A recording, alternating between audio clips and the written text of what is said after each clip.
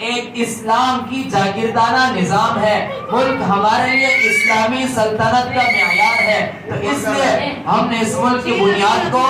جس ماہ مبارک اور رمضان مبارک کے رات ہم نے رکھی ہے وہ لیلۃ القدر کی رات تھی، وہ رمضان مبارک کی رات تھی، وہ جمعہ مبارک کی رات تھی، اور وہ ہمارا اور آپ سب کے لیے اسلام اور پاکستان آزاد ہونے کی رات۔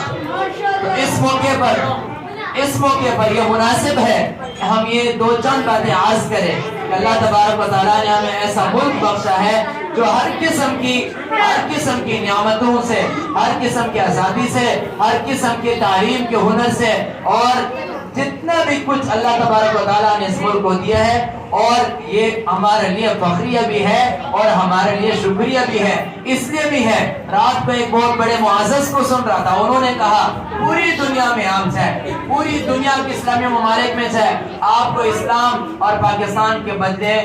اس ممالک میں اس قسم کا کچھ بھی نہیں ملنے والا، نہ وہاں پر اس قسم کے انعامات، نہ تعلیمی حضور، اور نہ اس قسم کے اسلام کے اندر آزادی، نہ ملک کے باشندوں کے لیے آزادی، کسی قسم کا ایسا نعمتوں پہ وہاں پر آپ کو رجحان نہیں ہوگا، بلکہ آپ کو اپنے ملک پاکستان میں ہر چیز معیاری اور بہتر۔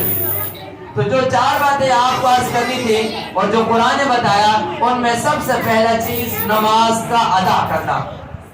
اور نماز کا ادائیگی کے بعد زکوٰۃ کی ادائیگی، اور نمبر 3 اور 4 وہ دونوں آپس میں بہن بھائی کی طرح کردار ادا کرتا ہے، امر بالمعروف اور نہی عن المنکر۔ ان 3-4 مقاصد کے ساتھ اللہ تبارک و تعالیٰ نے ہمارے ملک کو یہ آزادی اور یہ زمین اور یہ جاگیر بخشی ہے۔ اس کے علاوہ ہمارے ملک کا وجود کسی معنی نہیں رکھتا ہے اگر ان کے اندر یہ 4 چیزیں نہ ہو۔ امر بالمعروف نیکی کی طرف انسان کو بلاتا ہے، نہی عن المنکر برائی سے منع کرتا ہے۔ تو نیکی ہر وہ نیکی ہے جس میں ہم شریک ہو، ہر وہ نیکی ہے جو خوشی کا نام ہے، ہر وہ نیکی ہے جس میں بدلہ ملتا ہو، ہر وہ نیکی ہے جس میں خدا اور اسلام کی تعلیمات اچھا پسند کرتا ہو، ہر وہ نیکی جس میں نبی کریم صلی اللہ علیہ وسلم کی اتباع ہو، ہر وہ نیکی جس میں اسلام کے بڑے بڑے لوگوں کی، لیڈروں کی، جن کی قربانی اور ان کا خون کا بہا ہو، ہر وہ نیکی جس میں اسلام اور پاکستان کے جھنڈے کے لیے دن رات ایک کیا ہو،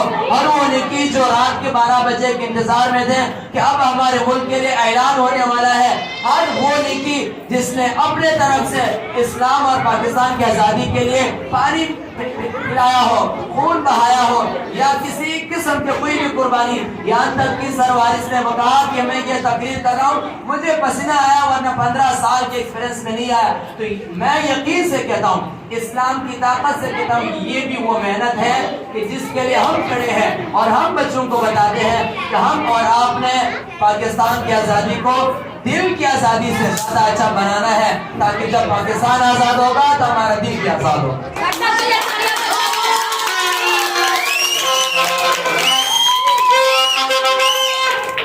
وطن پر جان